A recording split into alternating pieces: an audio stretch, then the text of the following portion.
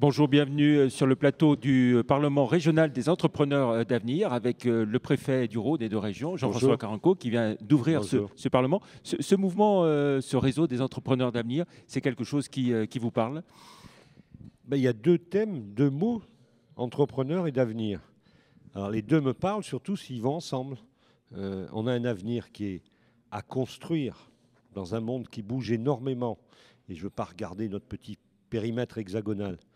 Tout bouge dans ce monde. La capacité de créer, la capacité d'innovation, le marché, le métissage, le transport, le système financier, tout bouge. Donc si on n'est pas d'avenir, on est juste en retard.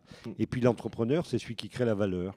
Alors créer de la valeur dans un système qui bouge, dont on ne connaît pas l'arrivée. Mieux innover pour transformer la société, c'est le thème général de cette journée. Vous avez fait référence dans votre introduction à un discours d'Antoine Reboux, en 72, aux assises du CNPF. La dimension développement durable, responsabilité sociale de l'entreprise existait déjà il y a plus de 40 ans. Ce discours n'a pas été apprécié par ses pairs. C'était en 1972 à Marseille. Je le relisais je ne sais plus à quelle occasion, il n'y a pas très longtemps, je l'ai relu, et l'histoire dit que ce discours n'a pas du tout été apprécié parce qu'à l'époque, s'appelait le CNPF. C'était il y a 42 ans, et il développait une double idée. L'entreprise doit s'inscrire dans un environnement destructible, et donc doit être une entreprise durable, et l'entreprise doit se concevoir comme une communauté de destin entre tous ses participants. C'était d'une modernité incroyable. Et ça reste effectivement très moderne. Et ce qu'il a défini, c'est un combat, c'est une ligne de route, une feuille de route, une ligne de combat de tous les jours.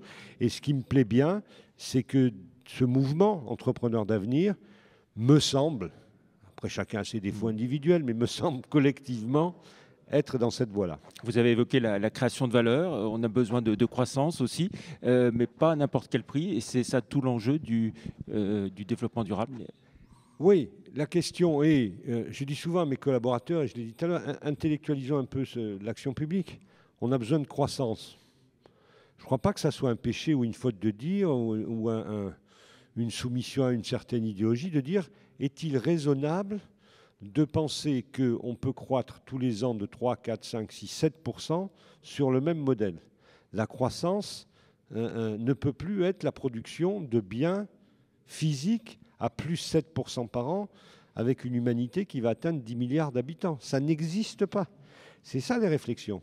La réflexion, c'est comment on arrive à faire croître le bonheur individuel par une vie dans laquelle l'endroit de la création de valeur est fondamental, mais ce n'est pas nécessairement et toujours, comme depuis 1930, ou même avant, un accroissement de l'appropriation personnelle de biens matériels. Sans parler des niveaux de croissance des pays émergents, est-ce que vous pensez qu'en Europe, et bien sûr plus particulièrement en France, on peut retrouver des niveaux de croissance plus importants que ceux qu'on a aujourd'hui, où on est rentré dans une période longue de croissance très faible? Il y a les Anglais et l'Europe a dit un truc simple.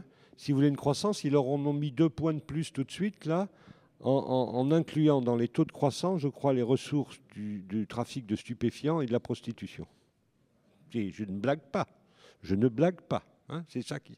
La France s'est refusée à le faire. Donc quand vous dites, y aura-t-il de la croissance? Si vous me dites c'est 3% de croissance comme avant, sur le même modèle avec les mêmes biens, non. Je n'y crois pas une seconde.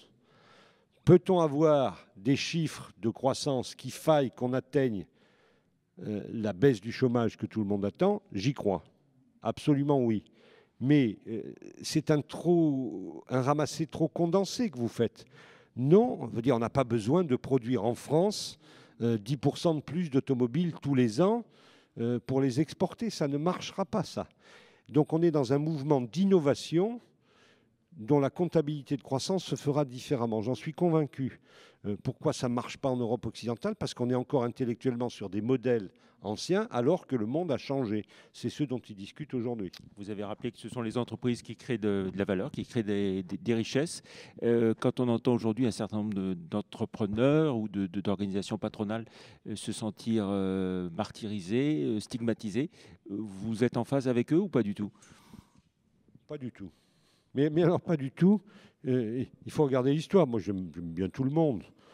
Mais Vous les rencontrez souvent, oui, tous. il faut pas en rajouter. Ils me font assez penser au truc assez simple.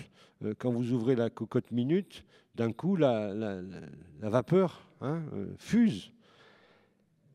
Dans les 18 mois qui viennent de s'écouler, je pense qu'il s'est fait pour les entreprises et pour la création de valeur, je préfère dire, plus que ce qui s'en est fait dans les 10 ans qui ont précédé. Alors, comme maintenant on en parle, comme maintenant là, ils se sentent un peu des ailes, certains. Je voudrais pas... L'analyse que j'en fais, c'est que ceux qui, dans le monde de l'entreprise, demandent à peu près, voilà, quasiment d'être fonctionnaires d'État et qu'eux en gagnent les salaires pour eux et les profits.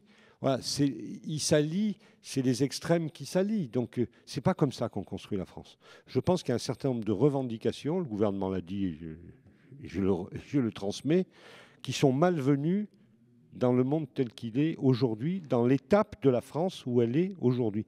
Qu'est-ce que ça serait bien si on ne payait pas d'impôts? Qu'est-ce que ça serait bien si tout le monde pouvait être milliardaire? Tout ça n'existe pas, c'est des carabistouilles. La préfecture accueille ce Parlement régional des entrepreneurs d'avenir aujourd'hui. C'est une volonté que vous avez d'ouvrir la préfecture au débat? Oui, c'est une volonté très forte. Je pense que la maison de l'État, la maison de la République, doit être le lieu du débat permanent. Un débat constructif avec des gens raisonnables. Et ils sont là, ce matin, c'est les entreprises, le forum des entrepreneurs. Mais on parle de l'eau, j'adore des choses sur le changement climatique. J'essaye souvent de faire des prestations artistiques, culturelles, de manière à faire découvrir la culture à certains. Globalement, on doit partager la culture, on doit être un lieu de débat. C'est comme ça qu'on avancera. Bien sûr qu'il faut créer de la richesse et de la valeur, et je préfère dire valeur que bien matériel, parce que ça répond à notre débat sur la croissance.